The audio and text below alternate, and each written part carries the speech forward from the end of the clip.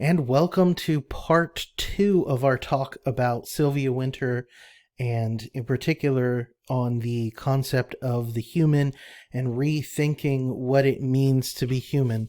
I was trying to get this video to load, and while I was doing that, I was looking over my notes again and came across something that I thought was really important and helps highlight one of the reasons why Wynter is, I think, a very crucial thinker. And in my notes, I put down this, and this is from her article, Unsettling the Coloniality of Being, Power, Knowledge, Truth. One cannot unsettle the coloniality of power without a redescription of the human outside the terms our present descriptive statement of the human lays out. In other words, we can't talk about what it means to be human in any way that incorporates or includes as many different ways of being human as are present to us in the world that we can observe and watch and interact with, if we use our current epistemological and cultural categories. We have to move beyond that, and we can't just swap out one set of terms for another set of terms.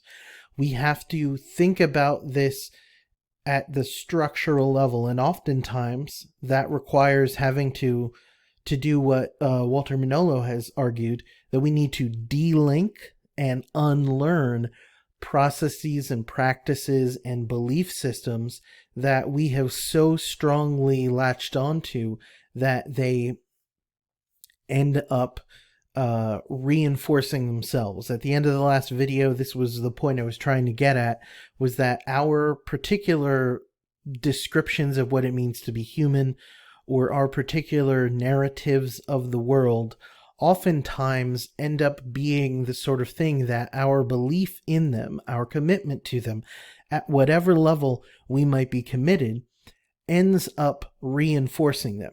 So even as we try to challenge them without fully delinking from them, we end up reinforcing them, right?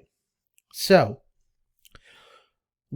Wynter then makes this argument that the problem of the human is not an identity-based problem per se, but it is a matter of enunciations of what it means to be human.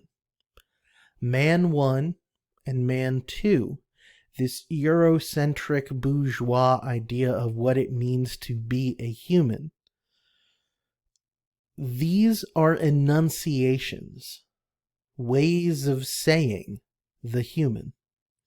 But human struggles and human existence are far larger than that one particular form of communicating and existing as a human. But because of the way that those forms of human unfold, and because of the way that they are aligned with and serve as places and positions of support for colonization, those forms of the human that Wynter calls Man 1 and Man 2 end up perpetuating particular ideas of the human as though they were universal and natural.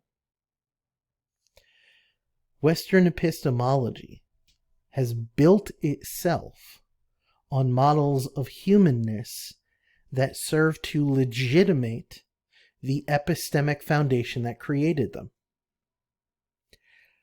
And what this means is that the people who enunciate a particular idea of the human assume that this concept of the human is valid for everybody. And I think that it's important here to note that the way that Wynter talks about this does not paint it as sinister, does not paint it as evil, but rather talks about enunciating our view of what it means to be human in in a way that assumes other people will be acting in the same way or agree on the same thing. This seems to be a kind of very human, in the most universal sense, thing to do. That I, in my particular way of being in the world, come to reasonably expect, or maybe not so reasonably expect, other people to act in a way that is similar to my ideas of how people ought to act. And if you need a good example of this, just think about driving. Think about being in the car and driving. Or if you take public transportation, being on the bus, being on the subway, right? We have certain expectations about how people should behave. If I'm driving down the highway, I expect that if somebody wants to pass me, they're going to use their turning signal, right? To indicate that they're moving lanes. Or if I am riding the bus or riding the subway, and there is a person who has some kind of physical disability, or maybe they are an elderly person, they have some kind of mobility inhibition, or a need to take a seat, people are going to offer up their seat. If I'm sitting down and somebody comes on the train, it's reasonable to assume that I would give up my seat. And so if I'm looking at somebody else on the train or on the bus, or if I'm in the car and I am practicing using my turn signal to go into the other lane, so on, right? If I'm doing these things, I think it's reasonable that other people should also do those things. But that requires me to assume that the model of human that I have is the model of human that other people have. And even if we share that same model, our relation to that model is going to be different, because my relation to being a person of a particular age and sort of able-bodiedness sitting down at the bus is going to assume similar things with somebody else who might appear on the surface as though they have the same amount of able-bodiedness and are of a similar age, but they could have vastly different life circumstances that dictate that them staying seated is probably for the best.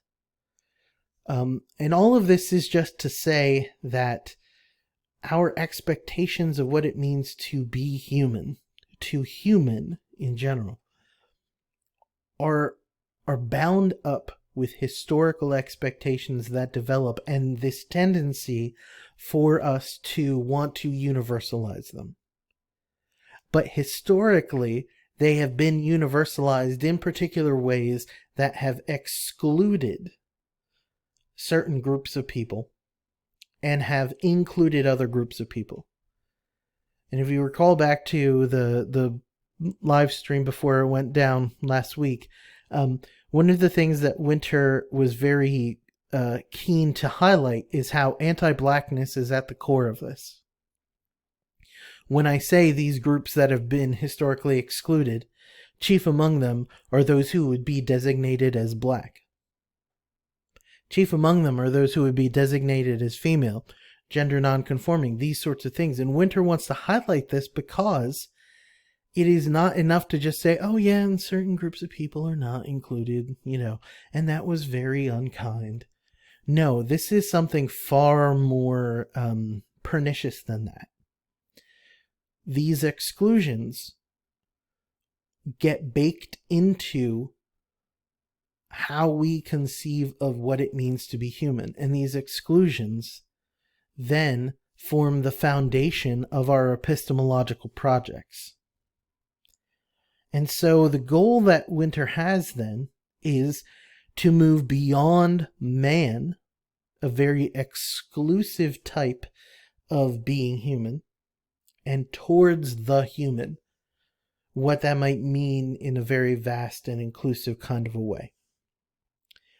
Now, one of the key things to note here, though, is that this history of inclusion and exclusion of who counts as human is itself connected to the conquest of the Americas, the conquest and colonization of Africa, of the Indian subcontinent, of Asia, etc., right? And in his chapter on Wynter, Manolo makes a really, I think, a really crucial statement. He says that domination precedes accumulation, and domination needs a model of or a colonial matrix that legitimizes or naturalizes exploitation. And why I think this is crucial is because this is where we can connect contemporary actions in the world with what Wynter is saying about what it means to be human. And these very, very old models of human, man 1 and man 2. These models form a basis about who counts and who doesn't. These models naturalize over time certain ways of being. And if you recall, rather than it being a religious practice, the shift from man 1 to man 2 is a shift that biologizes who counts as human and who doesn't. And in biologizing it, what happens is that rather than race and ethnicity and these sorts of things being understood as sociogenic, built out of a social order and construction and connected to all these other things, it becomes a very different thing. It becomes biogenetic, right? Another way of talking about it would be to say that who one is biologically in this model of race is who one is ontologically. The kind of human you are is determined by the color of your skin in this model. And this is what is so dangerous about it. Because these models are at the background. They are in the background. They are the foundation of systems of domination and exploitation. And they bubble up in cultural motifs and in cultural moments and ways of encountering one another that end up reaffirming exclusions, reaffirming anti-blackness, reaffirming racism, reaffirming sexism, reaffirming these different elements that are not inclusive of others, that are not seeing them as human, but are treating them as non-human. And this is not a matter of morality at the moment. I think there's a moral character to it, and maybe in questions later on we can talk about that, but we're not yet at the level of morality. We are at the level of description, of describing human beings. We are doing ontology, or the science of being, right now. And this is at the core of what is going on. And so, to challenge this, Wynter proposes that we have what she calls a science of the word. And a science of the word would be based on the sociogenic principle that she takes from Fanon and runs with. Does some really interesting work with it. The sociogenic principle basically means that I am who I am in relation to the other who sees me as such. And in a society structured upon racial hierarchies, becoming a member of a certain race is tied to other members of other races. Becoming a man is tied to a certain conception of man understood by others. Becoming human is tied to certain conceptions of being human. This is what makes it sociogenic, and we have to take that into account. We can't merely be abstract. And looking at the timer, I think we're going to have a brief part 3 to this video. So stay tuned for part 3.